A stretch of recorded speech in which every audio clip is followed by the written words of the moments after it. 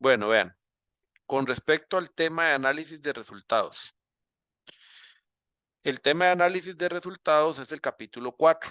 Ya esto que estamos viendo ya tiene que ver hasta con seminario 2. Una parte seminario 1, seminario 2, porque el análisis de resultados, una cierta parte inicia precisamente en el seminario 1, el próximo curso. Vean, el análisis de resultados conlleva tener dos elementos principales. Un elemento es la forma en que se presentan los resultados. O sea, precisamente el hacer el procesamiento de la información, si ustedes se acordarán de esa parte que vimos hace 15 días, que es procesamiento de la información, ahí hablábamos de que los datos hay que convertirlos en información y entonces para eso se utilizan métodos estadísticos, se tabulan, se usan gráficos, o sea, se usan diferentes mecanismos mediante los cuales esos datos adquieren una significancia y esa significancia es lo que nosotros después vamos a llamar realmente información. Y entonces por eso se llama procesamiento de la información. Bueno, el resultado de la aplicación de esas técnicas, precisamente, que genera el procesamiento como productos finales, gráficos, tabulaciones, puede ser algún histograma, puede ser listados, es la forma en que se presentan los resultados. Y eso viene a ser la primera parte la primera parte de lo que constituye el análisis de resultados como tal. Esa es la primera parte. La segunda componente del análisis de resultados tiene que ver con propiamente la explicación, discusión que hay sobre esos resultados que se están presentando. Entonces, el análisis requiere de ambas cosas. Cómo presento resultados, pero luego cómo los analizo, cómo los discuto, cómo establezco una estructura para ese capítulo donde quede claro el análisis que yo estoy haciendo sobre esos resultados precisamente. O sea, el capítulo no es que tiene dos secciones. En sí estoy hablando del contenido general de las diferentes temáticas, siempre va a estar conformado en esas dos partes. Una parte donde yo voy presentando y voy explicando. Entre ellas van correlacionadas. No es que yo separo por un lado tablas y por otro lado hago la explicación. No, conforme yo voy presentando ese elemento gráfico para ir mostrando los resultados, así voy a ir haciendo de una vez el análisis también. Entonces, para dar inicio, vamos a empezar primero por la etapa de presentación. O sea, cuando nosotros presentamos los datos y los resultados, tenemos que tener conciencia de que la forma en que estamos presentando los resultados es la correcta y el dato o el resultado o la información que estoy presentando realmente sea válida para presentarlo mediante ese elemento. Por ejemplo, si ustedes dijeran, no, es que yo estoy analizando un elemento continuo, como puede ser, no sé, digamos que como en el campo mío de eléctrica, donde nosotros vemos mediciones de voltaje que son valores constantes, yo podría hacer un diagrama en el tiempo continuo para ver los diferentes valores de voltaje que estoy obteniendo. Y yo a partir de eso pudiera aplicar técnicas como un promedio porque son valores continuos. Pero, por ejemplo, si ustedes lo que establecen es una herramienta que están utilizando, eh, por ejemplo, están utilizando una escala de Likert con valores 1, 2, 3, 4 y 5, yo no puedo utilizar técnicas de promedio, porque eso no se sacan promedios.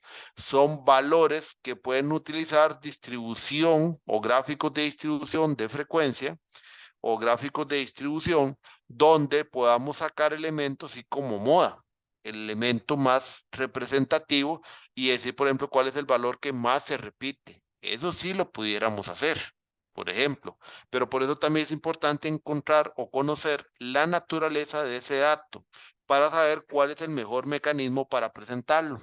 Entonces, las formas de presentar resultados hay gráficas, puede ser diagramas, listados, dibujos, esquemas, mismas fotografías, todo, o sea, cada resultado que ustedes vayan a presentar dentro del análisis está contenido de alguna manera, por decirlo así, gráfica, que permita entender o visualizar de esa manera gráfica ese resultado.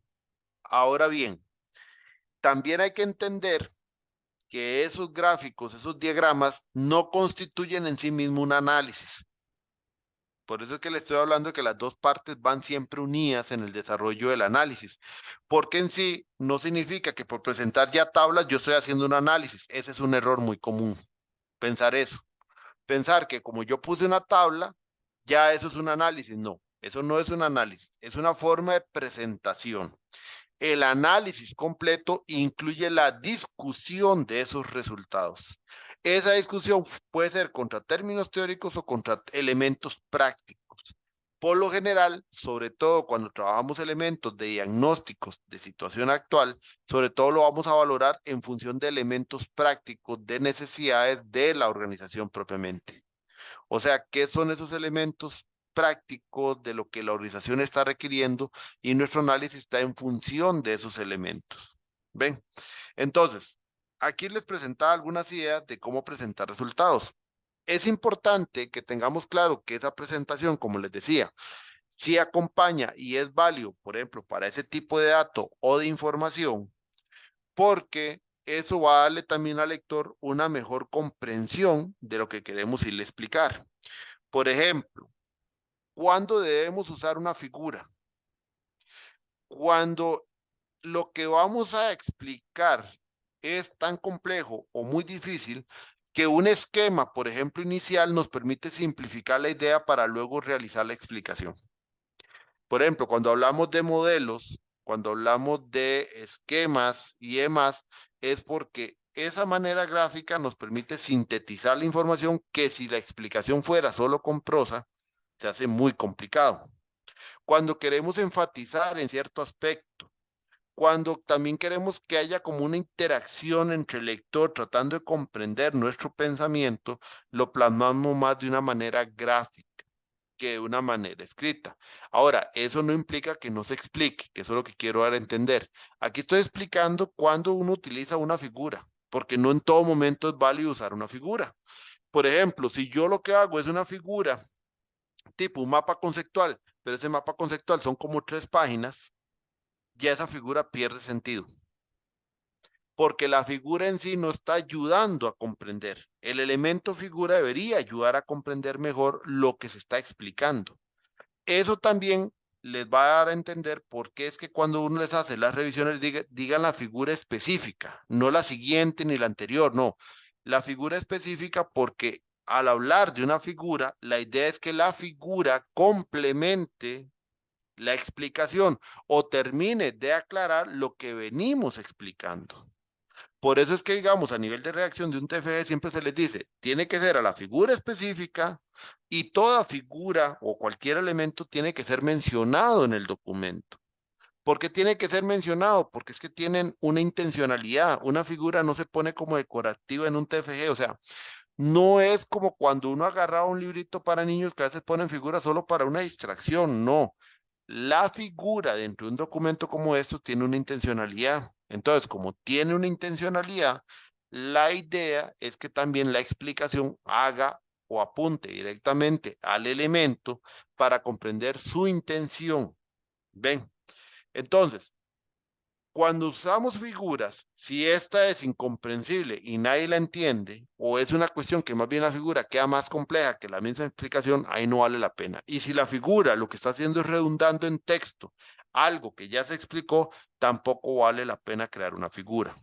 Ven, entonces vean que hay pautas para poder usar elementos. Pasa lo mismo con cuadros, pasa lo mismo con tablas, porque, por ejemplo, los tablas y cuadros funcionan cuando también sintetizan. Pero si vamos a hacer un cuadro que está cargado en texto, un cuadro, por eso a veces, por ejemplo, el mismo cuadro de categorías, que uno les dice, las preguntas generadoras son máximo 2 o 3.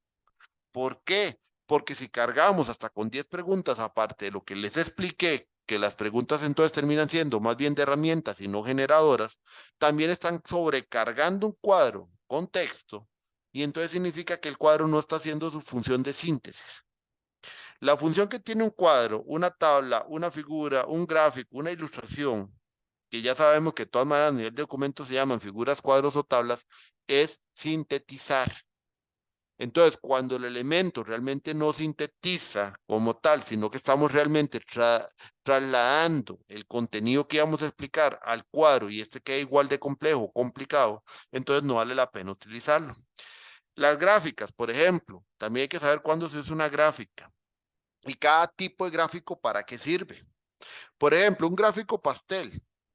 Un gráfico pastel es más que todo para demostrar porcentajes, pero cuando hacemos, por ejemplo, frecuencias sumativas, en aquellos casos donde hacemos preguntas donde no son elementos mutuamente excluyentes, por ejemplo, que uno le diga a una persona, usted tiene 5 opciones, solo puede marcar una. Ahí se puede usar un gráfico pastel, porque la totalidad de respuestas que vamos a tener van a sumar 100%. Entonces puede ser 20% a la opción 1, 40% a la opción 2, 30% a la opción 3, 5% a la opción 4 y 5% a la opción 5. Eso suma 100%. Pero si a la persona yo no le doy que solo marque uno, sino que puede marcar varias opciones, entonces, la totalidad de respuestas que voy a tener es mayor que la cantidad del universo que estoy preguntando. Entonces, el gráfico pastel también va a ser erróneo, porque puede ser que una persona marcó 2, otro marcó 3, otro puede haber marcado las 5.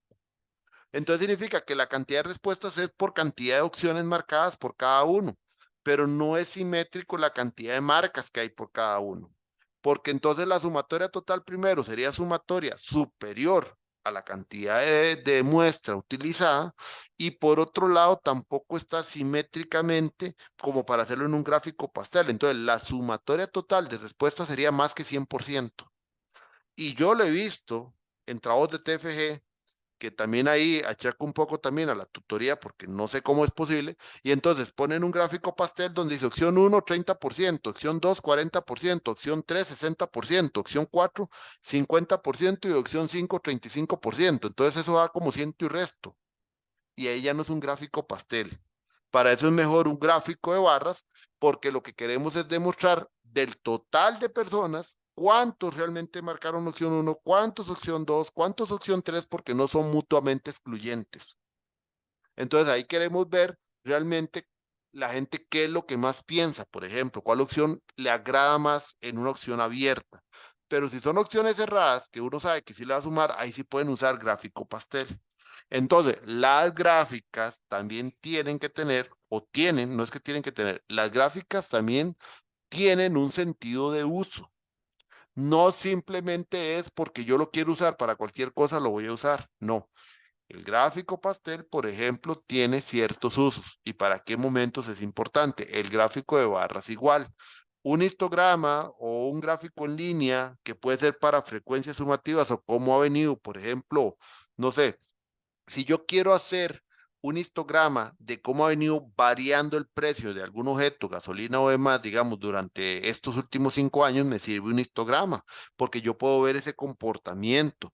Si yo también quiero ver un comportamiento sumativo, por ejemplo, de ganancias, cuánto han venido sumando, sin importar, digamos, costos, solamente quiero ver ganancias en valores sumativos, puede ser que me sirva el histograma. Por ejemplo, el polígono. ¿Por qué sirve un polígono? Por ejemplo, cuando hacemos el análisis de madurez de aquella, o más bien la herramienta esta de idoneidad que tiene el PMI en su sexta edición en la guía ágil. Bueno, ahí nos sirve un gráfico tipo polígono porque estamos valorando diferentes aristas y entonces ese gráfico nos permite ver en cuál, por ejemplo, estoy mejor y en cuál estoy más bajo, porque como el gráfico es un polígono y la idea es partir de un centro y es un polígono regular, la idea es que si yo quiero alcanzar el mismo nivel en todos, porque todas las variables que estoy estudiando tienen los mismos niveles, o sea, llegan al mismo valor, 5, 9, 10, entonces significa que yo pudiera ver un polígono regular. Pero esas asimetrías en la formación de polígono me permite descubrir, por ejemplo, en cuál está más bajo. Por ejemplo, en el tema de idoneidad me permite descubrir que si estoy en 9 todo soy completamente predictivo, pero si comienzo a hacer ese gráfico de una manera simétrica, cada vez más pequeño, estoy llegando a un tema más de ágil. Pero si a su vez voy encontrando asimetrías, entonces me doy cuenta en qué puntos caigo en ágil, en qué puntos caigo en híbrido, en qué puntos caigo en predictivo.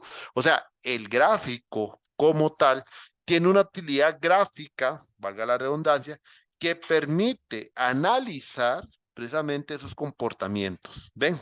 Entonces, vean que es que no es que el gráfico simplemente es porque yo quiero poner un dibujito o algo gráfico, no, tiene una intencionalidad.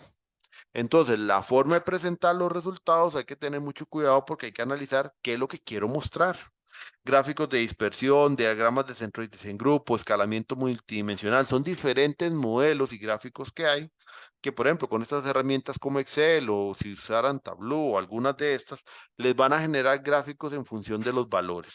Cuando uno crea un gráfico dinámico a través de una tabla dinámica, también lo mismo, es una combinación de los valores, pero ese gráfico dinámico tiene que estar en función de cuáles son los tipos de variables que estoy usando para que el gráfico realmente aporte como tal, o sea, que el gráfico realmente sea complemento a esa información. Eh, y a lo que voy, o conclusiones generales, que sepan que no es que nada más se utilizan. Por ejemplo, otra forma de presentar resultados es utilizando variables estadísticas, pero entendiendo que no todas las variables estadísticas aplican para todo tipo de datos. Por ejemplo, las medidas de tendencia central son medidas que nos sirven mucho, sobre todo en análisis de elementos de distribución de frecuencias. ¿Por qué? Porque yo no estoy interesado realmente en calcular un valor numérico, sino que mi interés está más asociado a establecer, por ejemplo, el valor que más se repite, como decir un modo, una media. O me interesa saber la moda, cuál es el que más se repite. ¿Ven? Ahora, si lo otro mío sí es encontrar valores con una distribución más probabilística, entonces ya utilizo conceptos como la mediana, conceptos como el promedio, que me van a permitir realmente encontrarle un sentido a esos resultados que son más cuantitativos o que más bien son continuos, que son valores continuos como tal. Ujú. Ahora, cuando hacemos también análisis de distribución, que por ejemplo queremos saber si alguna población tiende a más una cosa a la otra, lo que hay que tener cuidado es también con el sesgo. Por eso es que en algún tipo de análisis, sobre todo los de madurez, tenemos que tener un cuidado con el sesgo. Y aquí les doy dando algunos consejos. Vean, hay ciertos compañeros que a ustedes les recomiendan, por ejemplo, aplicar el modelo de madurez en un estado actual y que después lo apliquen para un estado futuro.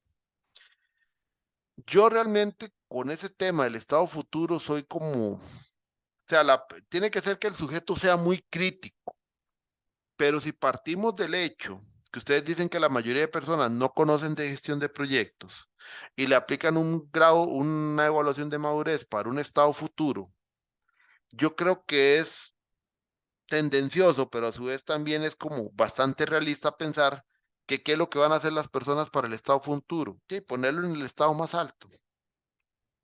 Y conociendo al costarricense, en nuestra cultura, normalmente si el estado más alto es el 5, ponemos el 4. ¿Por qué? Porque nosotros tendemos a buscar siempre el resultado más alto. Entonces, esa situación futura realmente para mí, en lo personal, no aporta nada bajo ese esquema. Porque aplicar esa misma herramienta para preguntarle a personas que no conocen sobre gestión de proyecto cuál es el estado que quieren tener, para eso ustedes realmente son los profesionales. Entonces, en realidad, ese estado lo deberían sacar a través de otras herramientas y valorar otros elementos.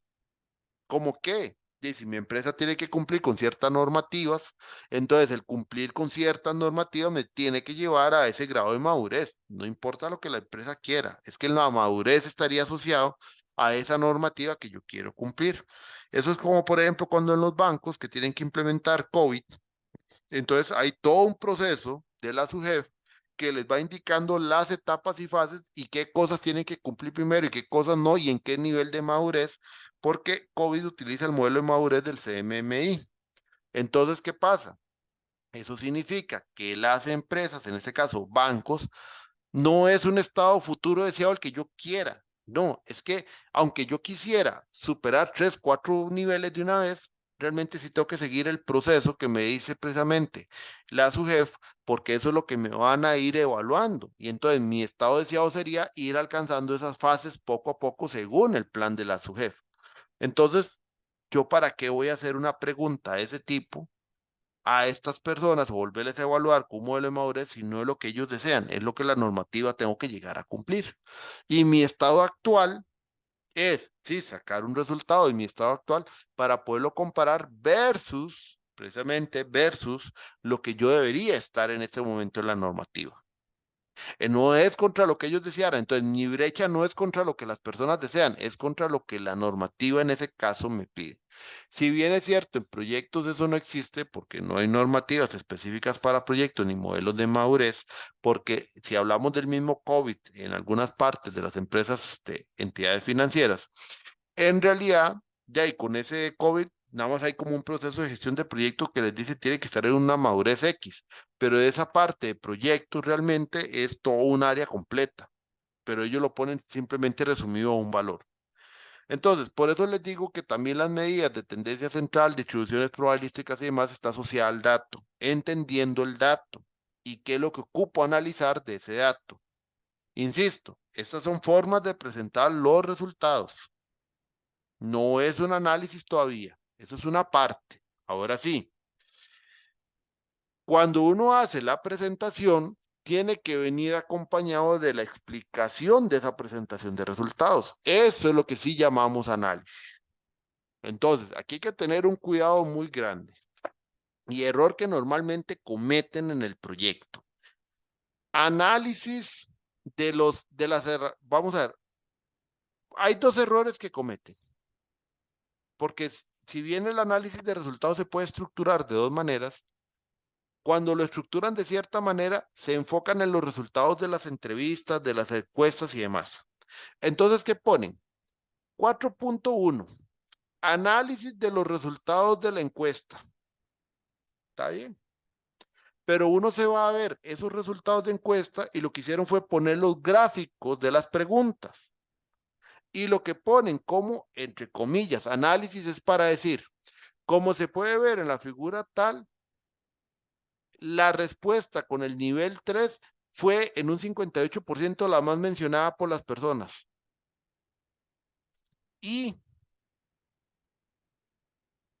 sí, eso lo veo en el gráfico, pero ¿qué significa ese 58%? Y no me vengan a decir, que más de la mitad, sí, ya sabemos que es más de la mitad, ok, pero ese 58% que esté visualizando eso en un nivel 3, ¿cómo se interpreta? Eso es el análisis, la respuesta a esa pregunta. ¿Cómo se interpreta? ¿Qué significa que el 58% de las personas lo ve en 3 y tal vez solo el 10% lo ve en 4? ¿O por qué solo el 2% lo ve en 2? ¿Qué significa que lo vean en 3? Ah, bueno, es que el 58% lo que nos da a indicar es que las personas, o en su mayoría, están viendo el nivel 3 porque ellos evalúan que están encontrando estos y estos y estos elementos. Y como no hay cumplimiento así, así en estos otros, por eso se establece el nivel 3. Ahora, según indican también, puede notarse que también hay un grupo poblacional de que representa el 20% que señala el nivel 4 porque estas personas también consideran aspectos como A, como B y como C que desde el punto de vista de los que marcan la selección del nivel 3 no aparecen.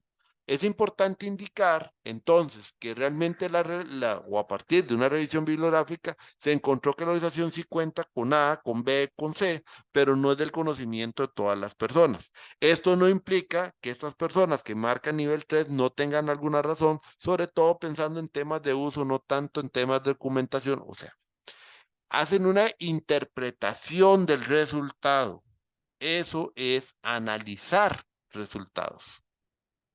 Entonces, por eso les decía, si bien el capítulo 4 se puede acomodar o estructurar por herramientas, ahí hay que tener cuidado de no cometer el pecado de que estemos nada más colocando los resultados de la herramienta y para ir a hacer una descripción de algo que ya se ve.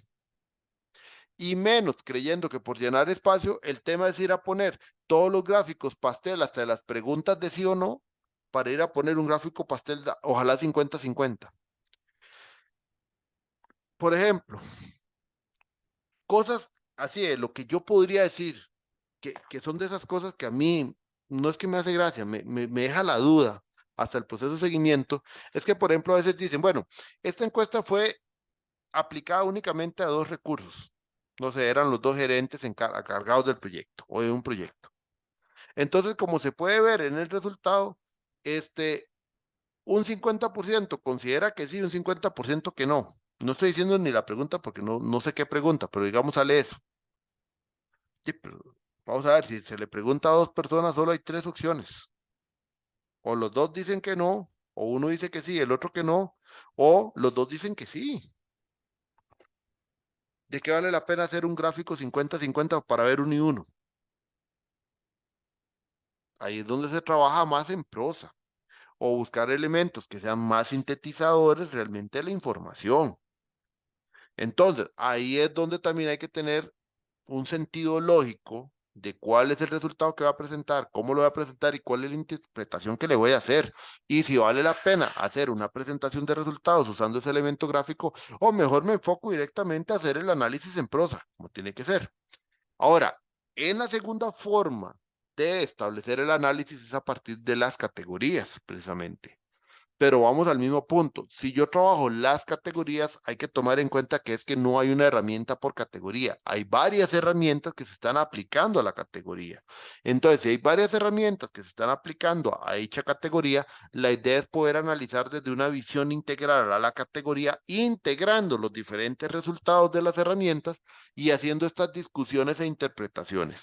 Si ustedes llevaron cursos de física, hicieron laboratorios de física en la universidad, recordarán que cuando uno le decían discusión, también es una discusión en casos como este tipo de laboratorios versus lo que la teoría dice. En este caso, la discusión es en función de la interpretación que podemos darle a los diferentes resultados que vamos obteniendo, así como los hallazgos que vamos encontrando. Entonces, eso es un verdadero análisis de resultados, que como les digo, incluye dos cosas, la presentación de resultados y esa interpretación de los hallazgos. Entonces, ¿qué debe mostrar un análisis? ¿Cuáles son las implicaciones de la investigación? Sobre todo buscando los puntos de mejora. E indicar también el análisis si estamos comprobando el problema para ir o generar un replanteamiento si fuera el caso, si durante el análisis no vamos encontrando esa comprobación, porque ahí puede ser que tal vez nos demos cuenta que hay que variar el problema, cosa que ojalá no sea, porque obviamente cambia el proyecto. Pero el análisis en sí es generar esa discusión, valoración, interpretación sobre los elementos que vamos encontrando como hallazgo, ya sea que nos vayan fundamentando nuestra tesis inicial sobre el problema, o sea que nos vaya cambiando nuestra perspectiva de cómo va avanzando el problema. Lo importante es, eso sí, entender el resultado y darle una interpretación. ¿Ven? Ahora, ¿qué les pongo ahí?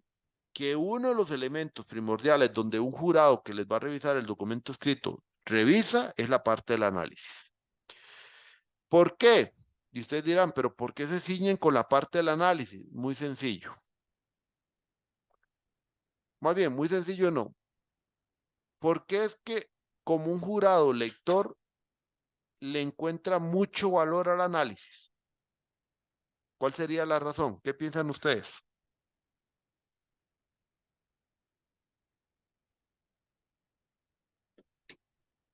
¿Cómo la pregunta, profe?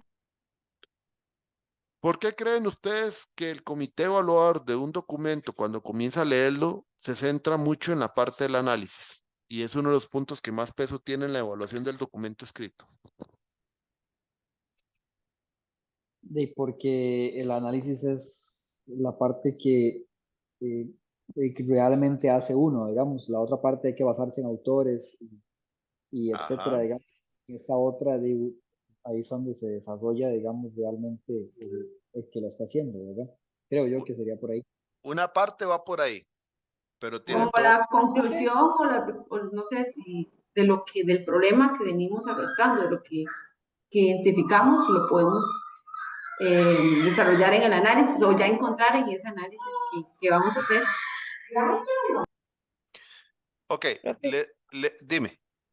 yo creo que sería porque en el análisis es donde se demuestra si realmente se entendió el, el problema que tenía la empresa. Va por ahí y no por ahí. Vamos a ver, nada más les hago una pregunta. ¿Ustedes pueden construir la solución del problema sin tener un análisis? No, Ese es el punto. podríamos.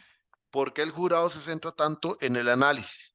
Porque cuando se evalúa la solución que ustedes proponen a ese problema, porque la idea es que el problema está bien definido. Si el problema está bien definido como tal, no es que en el análisis vamos a volverlo a revalorar, no. El análisis tiene como función terminar de acuerpar todos los elementos y necesidades que la organización tiene en función del problema que ustedes establecieron para comenzar a encontrar a partir de esa discusión versus teoría, marcos de buenas referencias y todo lo que ustedes ocupen, qué elementos podemos utilizar para solucionar el problema. Entonces, la solución del capítulo 5 y todo lo que se desarrolla en el capítulo 5 está fundamentado o basado en lo que en el análisis encontramos. Entonces, si el análisis no está bien hecho, o sea, no construye una base bien fundamentada, ¿qué pasa con la solución? No tiene fundamento, no tendría asidero, cosa que normalmente a veces uno encuentra, lastimosamente, porque a veces vean cosas que han pasado. A mí me pasó una vez y este proyecto fue un pleito que yo me tuve, pero vuelvo a lo mismo, son cuestiones que yo no sé cómo los tutores hacen que eso llegue hasta lectores, porque eso no iba a haber llegado al lector, o no sé cómo lo habrá entendido el tutor. Hacen un análisis de la organización, no sé, muy basado en el PMI, porque todo lo analizó contra el PMI, y la solución mágicamente termina siendo ágil. ¿De dónde sacó que la solución era ágil? No sé.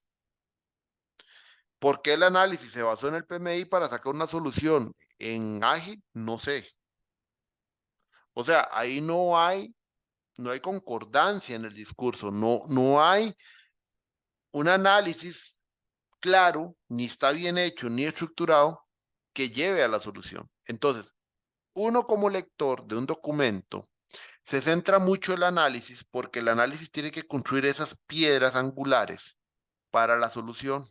Entonces, cuando uno ve las soluciones, uno tiene que ver que cada solución o elemento que están proponiendo como solución sea un elemento que está asociado precisamente a algún punto del análisis. Entonces, ese punto del análisis me llevó precisamente a construir esa solución. Y también de los puntos de análisis donde a veces estudiamos marcos de referencia, si es del caso, es de donde se fundamenta esa posible solución que estamos proponiendo. Entonces, si por ejemplo yo propuse que mi organización requiere una gestión de costos, fue porque en el análisis hubo un punto de mejora que me estaba diciendo que la organización ahorita en costo lo que está haciendo es X, Y, Z y que entonces están quedando debilidades en aspectos como A, como B o como C. Yo encontré una buena práctica que puede ser del PMBOK sobre que la gestión de costos se planifica, se debería tener un buen presupuesto, una herramienta de seguimiento, así, así. Y entonces a partir de eso yo propongo mi versión tropicalizada y personalizada hacia la organización de esa gestión de costos. Entonces, el análisis se vuelve importante. Por ejemplo, voy a tomar casos como compañeros de ustedes. Hay una compañera que tiene que implementar ya y es una política que se implementa Scrum. Ok, está bien. Pero entonces el análisis del capítulo 4 inicialmente debe llevar a valorar qué es lo que ahorita han venido implementando, qué se conoce de Scrum, qué cosas realmente tenemos, qué estamos aplicando bien y qué estamos aplicando mal. Valoramos contra el marco, en este caso Scrum, qué es lo que me están pidiendo implementar como tal. Y entonces, a partir de esas brechas entre lo que estoy viendo como marco, que me dice que yo debería hacer, pero que me dice un qué, no un cómo, porque todos los marcos dicen qué, pero no dicen el cómo. ¿Y a qué me refiero el qué y qué es el cómo? Si a mí un marco me dice, usted tiene que crear un product backlog, es el qué. Pero cómo es el formato del product backlog y qué elementos debe tener ese product backlog, no lo sé, porque al final el agilismo tampoco me lo dice. Yo soy el que entonces en la solución, entendiendo cómo es mi organización, qué elementos son los que se priorizan, cómo hago el cálculo de esfuerzo y demás, creo el Product Backlog personalizado en mi organización. Entonces, esta solución salió de un punto de mejora que sale del análisis, lo comparo contra lo que ese marco que me están pidiendo atender me solicita, y entonces bajo ese qué y entendiendo mi organización yo propongo el cómo. que el cómo se ve en la solución. Otro ejemplo, tenemos un proyecto y algunos de ustedes están con proyectos específicos y ocupamos un plan de gestión. Bueno, el análisis primero es entender el proyecto, cómo ese proyecto, qué fases tiene, cómo se debe desarrollar, cuál es el mejor mecanismo para desarrollar ese proyecto, y si su visión o enfoque es iterativo, es incremental, es predictivo, lo ocupo ver hasta el final, no sé. Eso lo veo primero. Una vez que vemos esas características de ese proyecto y entendiendo los posibles enfoques, entonces decimos, bueno, mi organización o no tiene, o si tiene algo y ya ha venido gestionando, veamos qué hace. Entonces mi organización ya usa A, ya usa B, ya usa C, cosas que pueden servirme para el proyecto y le doy un check, esto me sirve. Pero estos otros elementos que ese proyecto requiere, porque hay que hacer un seguimiento normativa, hay que sacar permisos de construcción o hay que hacer en algunos casos, por ejemplo, antes me tocaban o han pasado aquí proyectos donde hasta hay que hacer todo un análisis de pruebas bioéticas y todo el asunto. Entonces son requerimientos que yo a los cuales no tengo cómo atenderlos desde la gestión de proyectos, de lo que tengo actualmente. Entonces ahí tengo huecos. Esos huecos los interpreto con respecto a lo que dicen los marcos de referencia, qué elementos puedo yo asociar, y de ahí entonces me dice qué puedo asociar y después vengo y construyo un plan de gestión que es mi cómo, porque ese plan de gestión queda personalizado para la organización. Entonces, el capítulo 4 me tiene que decir los puntos de dolencia principales, esas oportunidades de mejora, me va a permitir identificar las que, o sea, los que puedo usar, no los cómo, sino los que, y ya en la propuesta entonces implementamos o desarrollamos los cómo. Por eso es que en algunos casos les he marcado que tengamos muy claro que cuando ponen un ejemplo o como objetivo, es que voy a hacer una estrategia creyendo que simplemente es poner en el capítulo 5, es que la organización debería hacer esto, la organización tiene que implementar esto o tiene que implementar eso, le digo, eso no es un TFG y yo se los he marcado porque eso no busca el TFG. El TFG es que ustedes se hagan elementos constructivos, propuestas concretas. Entonces, si por ejemplo yo digo que voy a hacer un plan de gestión es porque realmente voy a formular un plan de gestión. Si yo lo que digo es que voy a proponer la creación de un marco de trabajo en el objetivo es porque realmente voy a desarrollar un marco de trabajo, no es que voy a proponer ideas. Es que voy a fortalecer capacidades. Bueno, es que en la parte de gobernabilidad, bueno, yo propongo entonces un comité, una forma de gobierno, propongo políticas, las desarrollo. No es decir, es que la empresa tiene que ir a hacer políticas, porque también me pasó últimamente con un proyecto que pusieron estrategia, se lo habíamos marcado en todos los seminarios, aún así llegó al final y yo lo siento, pero la nota conmigo fue malo por lo mismo. ¿Por qué? Yo ya se los había advertido, no son proyectos por venir así que la empresa ocupa. Al final llegamos a la presentación y al final, ¿qué era todo el tema? Es que la empresa realmente para hacer esto, la principal recomendación es que tiene que contratar a alguien. Entonces le digo yo, entonces su TFG finalmente finaliza en que si ellos no contratan a esa persona, no tienen cómo hacerlo. ¿Sí? Entonces, ¿para qué hacer un TFG solo para decir que contrata a alguien? Lo siento, de mi parte la nota fue mala. Yo creo que el proyecto aprobó, pero fue mala. ¿Por qué? Porque por lo mismo, eso no es un TFG para nosotros. Por eso es que les digo que el capítulo 4 es tan importante. Porque entonces, la solución, esos elementos que construimos, que planteamos como soluciones, son elementos que tienen que estar fundamentados en el análisis. Entonces, tengamos claro, si alguno hace portafolio, por ejemplo, y es una necesidad de estructurar toda una gestión de portafolio, significa que ustedes deben hacer los procesos y proponerlos. ¿Cuáles son los procesos fundamentales en portafolio? Esos procesos, ¿qué actividades tiene? ¿Qué entradas? ¿Qué salidas? ¿Qué herramientas? Las herramientas también hay que proponerlas entonces. Si es un marco de trabajo igual, basado en un modelo de procesos, bueno, ¿cuáles son los procesos de ese marco de trabajo? ¿Qué herramientas y estructurar las herramientas? Eso es básico para que se considere un marco de trabajo. Si es un plan de gestión para un proyecto, bueno, todos los planes que componen un plan de dirección, si es con un modelo predictivo, si es con un modelo ágil, puede ser de otra manera, pero que sea realmente un plan o ese elemento que le va a permitir a un director de proyecto poder gestionar un proyecto. Si es un elemento de capacidades y fortalecimiento, cada una de las áreas de fortalecimiento tiene que tener alguna solución o propuesta específica. Pero como les digo, esas soluciones salen del análisis. ¿Qué pasa a veces? Que cuando tenemos un análisis muy flojo, nos damos cuenta que obviamente la solución ya la venían trabajando o prehecha y no están analizando. Y ahí lastimosamente es donde se pierden puntos en un TFG en la revisión, porque el análisis está completamente, no sé, apuntando a A y la solución está en B. Y no tiene nada que ver una cosa con la otra. Y eso baja puntos a nivel. Y además, ahí lo que demuestra es que realmente no hicieron análisis, sino que hicieron un trabajo por tratar de cumplir. ¿Ven? Entonces, ¿cuál es el cuestionamiento fundamental del análisis de resultados? La presentación, organización y análisis de resultados tiene que ser importante porque la pregunta es al final, cuando ustedes le digan, bueno, entonces, ¿qué encontró? Ese que encontró significa que hay todo un proceso analítico de valoración, de resultados, de estructuración de estos datos que permiten llegar a encontrar elementos concretos. Por eso es que a veces en ciertas preguntas uno se da cuenta que hay cosas que quedaron muy débiles porque ustedes le dan vuelta. Cuando una persona está muy concreta en qué es lo que va a hacer y lo tiene claro, responde muy rápidamente. Pero si no lo tiene claro, se da cuenta uno que tal vez el análisis no lo hizo de manera correcta. Por eso es muy importante el tipo de información y entender el tipo de información, porque a partir del tipo de información y al establecer uno cómo es que lo va a trabajar, también así permite establecer el análisis.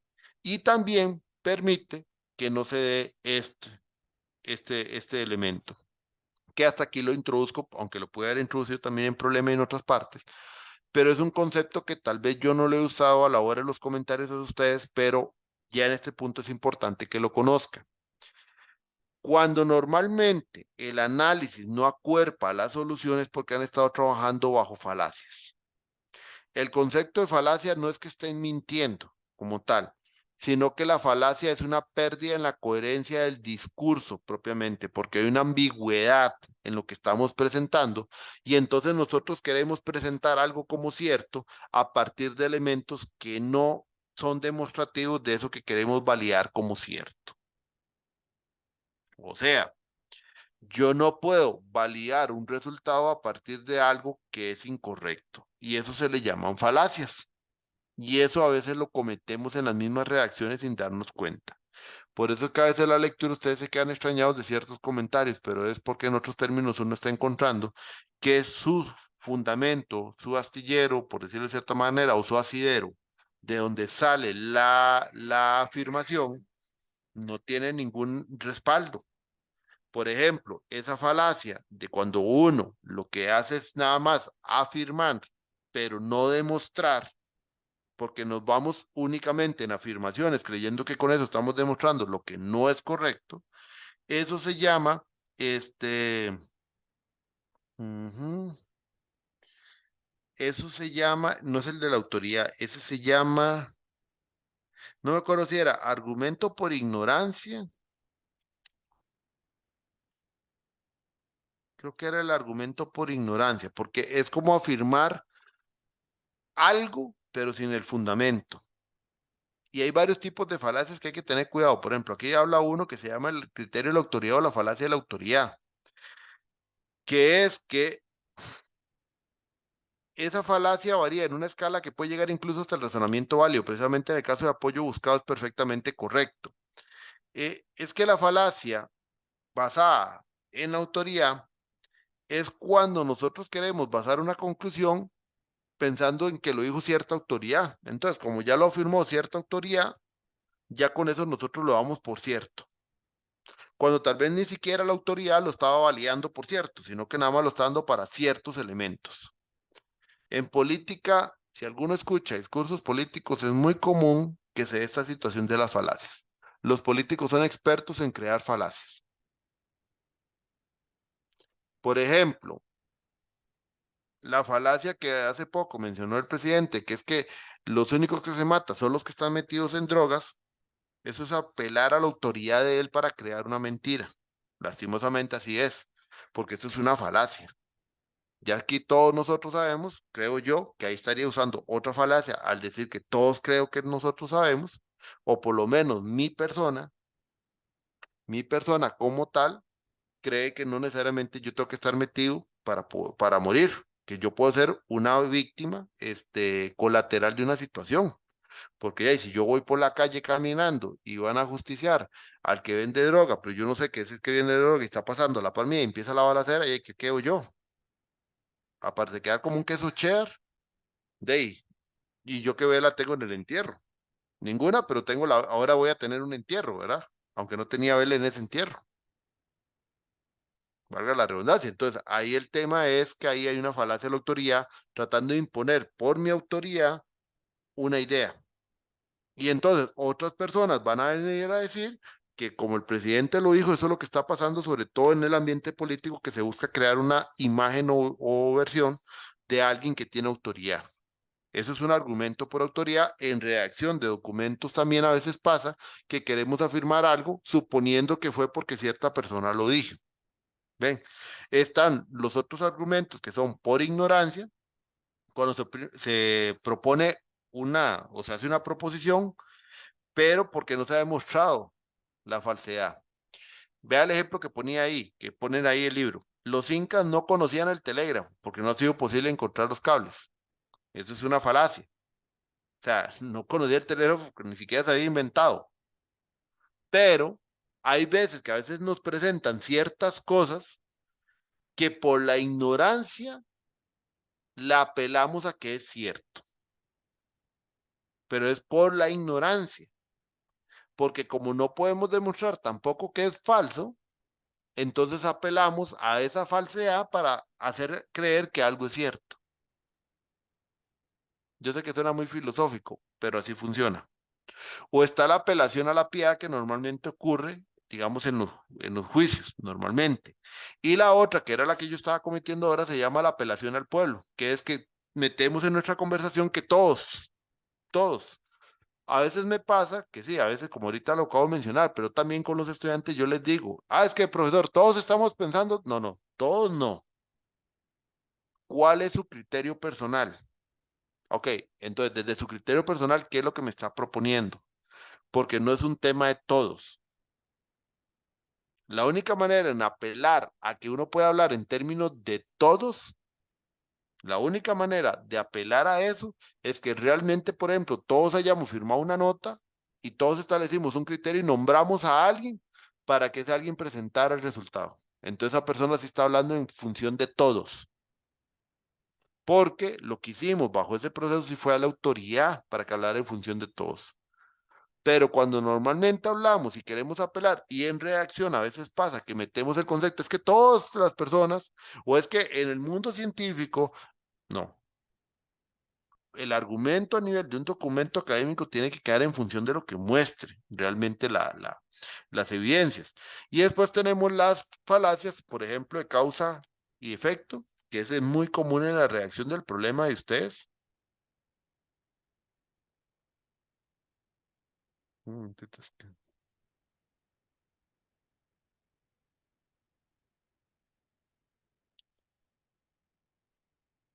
Ok, la falacia de causa-efecto, que es una falacia eh, donde confundimos el efecto con la causa y la causa con el efecto. Vea, por ejemplo, se observa que los filósofos fuman pipa y se concluye que para convertirse en filósofo hay que fumar pipa. O sea, estamos asumiendo una causa o como un efecto o un efecto como una causa. O sea, estamos confundiendo la relación causa-efecto. Porque nosotros estamos usando o tratando de crear argumentos que no son lógicos en función de ese razonamiento para crear una generalidad, pero sin evidencia empírica. Ahora, que los filósofos fumen pipa no significa que por eso ya soy filósofo. Ahora, que dentro de ese rango quieran fumar pipa puede ser un efecto de ser filósofo, pero no significa que me va a provocar que yo sea filósofo. O por ejemplo, que nosotros digamos, y ahí es donde vienen las reacciones a veces complicadas que hacen ustedes, que ponen, es que el problema es tal cosa originado por tal y tal cosa, y entonces se demuestra porque a partir de esta causa ya demostré el problema, no, que era lo que yo les trato de decir, eso es una falacia de confundir causas y efectos. El problema por sí mismo hay que ser demostrado. Cada causa por sí misma hay que demostrarla. Yo no puedo demostrar algo en función de otra cosa, porque estoy cayendo en esta falacia. Estoy cometiendo el error, precisamente estoy cometiendo el error de creer que yo puedo demostrar algo a través de otra cosa. Y no. Por ejemplo, yo no demuestro que soy buen estudiante en función de los resultados de mis compañeros. Yo demuestro que soy buen estudiante en función de mis resultados. Entonces yo no puedo demostrar algo en función de otra cosa. Entonces, este concepto de falacias, normalmente también hay que tener cuidado en el análisis. Por eso es que lo presento acá.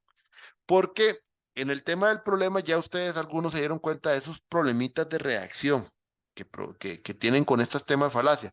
Y después, si yo me voy ya propiamente al tema de análisis, lo siguen cometiendo.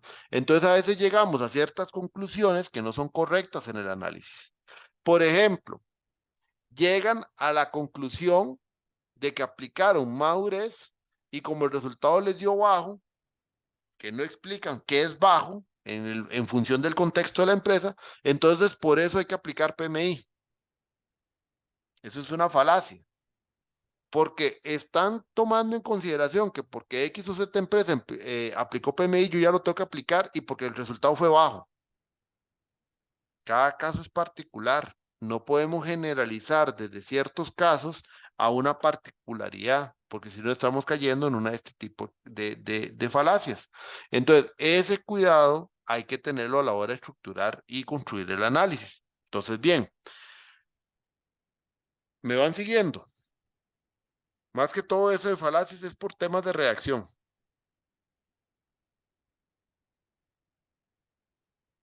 Sí, profe. Sí, profe. Ok, ahora bien, ¿cómo se estructura el análisis?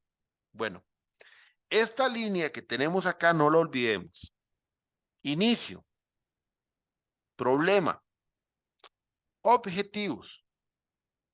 Los objetivos dan entregables y los entregables las categorías, técnicamente mezcladas, que son los elementos de estudio. Entonces, si las categorías son mis elementos de estudio, eso es lo que yo estoy analizando, porque a través de las categorías yo estoy haciendo el análisis o la valoración del problema, pero las categorías son los que me van a arrojar los elementos en los que tengo que trabajar, porque por eso precisamente las categorías son las que estamos poniendo como elementos de estudio, porque eso es lo que yo debo estudiar, eso es lo que yo debo analizar, eso es lo que yo debo validar, a eso es lo que yo debo construirle todo un estudio completo para finalmente ver qué tengo que hacer nuevo o qué cosas tengo que mejorar. Entonces, la estructuración del análisis no pierde esta columna vertebral y sobre todo me enfoco en esta última parte, las categorías, porque desde las categorías yo voy construyendo lo que es mi análisis. Ahora, ¿cómo se estructura el análisis teniendo un orden? Bueno, vamos de las categorías base, que esa clasificación yo no se las di, pero se las explico acá, es de esa categoría fundamental desde el cual nace mi proyecto, hasta llegar finalmente a las categorías de donde voy a obtener más resultados, como por ejemplo el estudio de marcos de buenas prácticas. Si ustedes analizaron un poco cómo han puesto hasta el momento el cuadro de categorías, se darán cuenta que la naturaleza de nosotros primero trata de enlazar hacia los elementos internos y luego hacia los externos, porque las categorías base de nosotros están primero en los elementos internos, porque estamos trabajando en un proyecto tipo aplicado que es un proyecto que se fundamenta primero en mucho elemento interno de la organización. ¿Por qué digo que se fundamenta en el elemento interno de la organización? Porque primero tenemos que estudiarnos a nosotros como caso particular, o sea, la empresa como tal, para poder después ir a valorar hacia afuera. Ejemplos, los planes de gestión. ¿Qué es lo primero que debo estudiar? El proyecto como tal, no el de ustedes, el proyecto en sí, porque yo le voy a hacer un plan de gestión a un proyecto específico. Entonces, si yo le voy a hacer un plan de gestión a un proyecto específico, Y lo primero que tengo que tener deberían ser los requerimientos de ese proyecto, más si yo no tengo claro todavía el proyecto en sí. O sea, si a mí me dijeron, mira, si es que la visión de la organización es hacer este proyecto, que es, no sé, construir una casa de voluntariado, así, con todos estos dimensionamientos, lo primero que yo tengo que analizar para el capítulo 4 es el proyecto en sí. Para ahora sí, desde el punto de vista de gestión, poder saber qué es lo que ocupo gestionar. Por ejemplo, si ustedes les dicen, miren, es que en la empresa vamos a crear un proyecto que va a ser todo una migración y nos vamos a digitalizar y vamos a pasar a un ERP. Ok, perfecto, ese es el proyecto. Ok, denme los documentos del proyecto. ¿Por qué tengo que pedir los documentos? Sí, porque yo quiero saber cuánto presupuesto es el que voy a manejar, cuáles son las fuentes de financiamiento, cuánto tiempo me están dando de plazo, cuál es el abarque de ese proyecto, realmente es toda la empresa o es iniciar con un departamento como tal, es un ERP solo para la parte logística, es un ERP que incluye 4 o 5 departamentos o realmente es toda la organización, ese ERP, si ya buscaron posibles proveedores o no, si es un ERP que tengo que meter a la gente bueno, la gente TI obviamente va a estar, pero es para integrarlo con sistemas internos o es para ir montando un sistema aparte. O sea, todas, todas, todas esas preguntas son los requerimientos que precisamente yo voy a pedir. Son los requerimientos que yo ocupo conocer. Es lo que yo ocupo analizar. Entonces, la primera subcategoría o categoría que voy a estudiar es el proyecto en sí. Después de que ponen proyecto, ¿cuál es el otro elemento que paso a estudiar? No es irme de una vez a los marcos de buenas prácticas, no. Si la organización de cierta manera gestiona y algo se menciona el problema que ya la organización de cierta manera gestiona, entonces primero veamos a ver qué es lo que hacen de gestión en este momento. Veamos esos procesos, analicemos qué tienen, qué no tienen, qué herramientas aplican, si estas herramientas de cierta manera puede ser que tengan algo o puede ser que no sirvan para nada, pero si no las estudio no lo puedo saber. Después puedo analizar al recurso humano para saber el conocimiento, formación que tienen, qué interpretan por gestión de proyectos, si han tenido una experiencia o no han tenido esa experiencia, qué elementos asocian ellos a gestión de proyectos, qué elementos no asocian. ¿Por qué? Porque también yo tengo que ir conociendo a mi persona, que es la que va a hacer utilización de mi plan de gestión, porque ya yo no les voy a comenzar a generar una cuestión, un Ferrari, si ni siquiera saben andar, dijo alguien, un Hyundai. O sea, imagínese darles un Ferrari, no sé, de $300,000 con todo digitalizado, botones por aquí y por allá y ni siquiera sabe conducir un carro, digamos que automático de marcha sencillo. Entonces ahí es donde valoro también a las personas si está incluido como una de su categoría. Entonces, toda esa primera parte es la parte del análisis interno. Y teniendo todos esos elementos, me voy al análisis externo. ¿Y por qué no salto de una vez al análisis externo? Porque entonces, ¿qué voy a ir a validar yo afuera si ni siquiera sé qué es lo que tengo? Esa es la diferencia entre, por ejemplo, los proyectos que hacemos aquí en nuestras universidades, con todo el respeto del mundo. Porque en otras universidades, es que es aplicar el PMI, entonces ni siquiera estudian el proyecto, nada más dicen que es aplicar el PMI y agarren todos los 50 procesos del PMI, los 47. O agarren la nueva versión y apliquemos la nueva versión y ya está. Pero no funciona así. Ahora sí, después de que conocí todo eso interno, ahora sí, la parte externa es porque yo me voy a averiguar qué marcos de buenas prácticas versus las características de mi proyecto es más adecuado y ya sea que escoja uno como base o ya sea que analice varios en conjunto para decidir de ahí qué elementos son los que más me sirven. Y entonces de esos elementos que más me sirven es de donde después comienzo a construir la solución. Entonces pueden ver que ahí están los diferentes elementos, pero inicio de lo interno, paso al externo y vean que la estructuración del capítulo 4 sería en función de las distintas categorías como en dos grandes secciones, primero la parte interna y después la parte externa. Así es como se trabaja el análisis. Entonces yo debería primero valorar de mis categorías cuáles son los elementos más internos, que es lo primero que yo voy a trabajar, para luego comenzar a pasar a las categorías que son más externas, que son las categorías de donde más bien me puedo después alimentar para generar soluciones, para después llegar a la solución. Esa es más o menos la estructuración del capítulo 4 de análisis. Ese es el camino que se debe seguir. Por eso es que les digo que aunque también el capítulo 4 lo pueden hacer en función de las herramientas, recuérdense que la herramienta por sí misma no establece una sola categoría, sino trabaja sobre varias. Entonces también hay que tener un cuidado en la redacción, digamos, si es basado en las herramientas, que entonces haga un análisis completo de las distintas categorías y se pueda integrar los resultados, no que veamos el resultado de la encuesta por un lado, el de la entrevista por otro, el de la observación por otro, y nunca se integre eso en una visión global.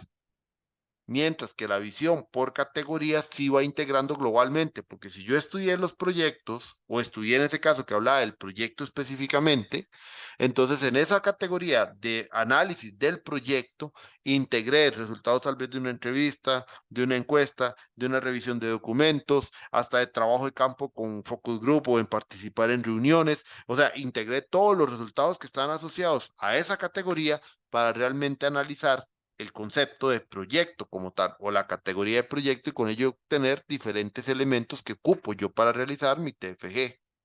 ¿Ven? Entonces, la estructuración puede ser de esta manera, por resultados de cada herramienta, que era lo que les decía, pero finalmente tiene que haber alguna categoría que tiene que ver o algún elemento o sección que tiene que ver con la integración de los resultados por categoría. O la otra opción, que es la que yo más recomiendo, va en función del análisis de cada categoría. O sea, ir trabajando por categorías, trabajando primero las internas para pasar a las externas, que es una visión también desde lo que me da los puntos de mejora a lo que me da después, ¿cómo se llama? Los elementos que después yo puedo integrar. Ven, entonces más o menos así es como se construye lo que se llama el análisis de resultados. Ahora, elementos importantes. ¿Qué no es análisis? Eso. Poner una tabla con eso y nada más, eso no es análisis. Y esto es una muy mala tabulación. Muy, muy mala tabulación. Porque al final de cuentas, ustedes ponen eso dentro de un documento y esto yo no lo saqué inventado, esto lo saqué de un TFG de un estudiante. ¿Qué hago yo con que me diga que el estudiante voluntario 1 respondió A en la 1? O que los 7, 5 respondieron A y marcaron y 2 marcaron D y pusieron en proceso y poco. ¿Eso qué significa?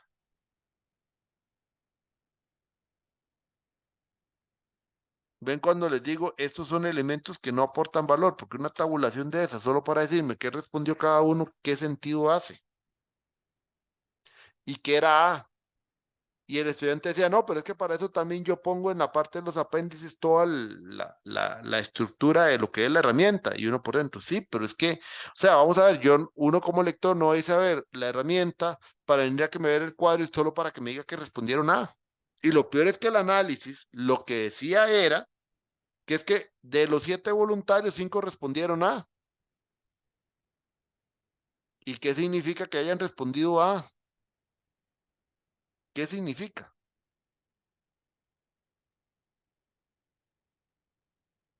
¿Qué significa que la pregunta 2 todos hayan respondido A? O sea, ahí es donde, ¿qué significa cada de esas cosas? Eso es un elemento que no aporta valor y eso no sería un análisis.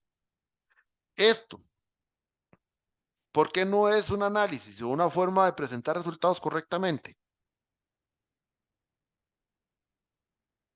Tengo una línea que dice gestión buena y gestión regular y un valor que dice 70%. Pero pregunta, ¿qué es el eje abajo de 0 a 8? Esos porcentajes, el eje vertical, ¿qué significa? Y en el documento no explica por qué un 70% significa gestión buena. ¿En función de qué? O sea, si por ejemplo fueran notas académicas y uno dice que es que en la universidad o en esa escuela, colegio, se pasa con un 70 y ya eso se considera, digamos, aprobado, bueno, entonces no sería tanto bueno sino aprobado. Pero este tipo de gráfico yo lo he topado en proyectos y uno se queda así y que quieren que uno entienda. Entonces, por ejemplo, gráficos tienen ejes de escala, tienen las leyendas de escala, tienen también una simbología y hay cosas que tienen que ir acompañando para explicarlo. Eso también lo encontré en otro documento. Eso es ilegible completamente. Y además, ¿qué significa el círculo? ¿Qué significa la X? ¿Qué significa un check? ¿Qué significa un círculo vacío? Esas actividades que están ahí, ok, de acuerdo, pero esas actividades a qué corresponden. Si no hay explicación, no se entiende, y menos un documento como este, poner eso y las letras que ponen, los apuntes a la mano izquierda y que es un escaneado que tiene cosas hasta cortadas, o sea, ni siquiera es que era para evidencia el problema, es que era parte del análisis. Pero ¿esto qué significa?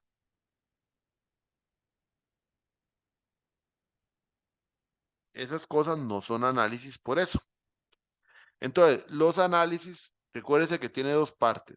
Cómo presento resultados, pero a su vez, cómo yo hago la explicación y discusión de esos resultados. O sea, cómo hago esa interpretación de esos resultados y la explicación durante el desarrollo del capítulo 4. Eso sería lo que se dice análisis. Esto va para el capítulo 4, ¿verdad? Cuando estén trabajando en eso, obviamente aquí la grabación les queda para ese seminario, bueno, entre el seminario 1 y 2, porque en el seminario 1 se adelanta o se avanza. ¿Dudas, consultas?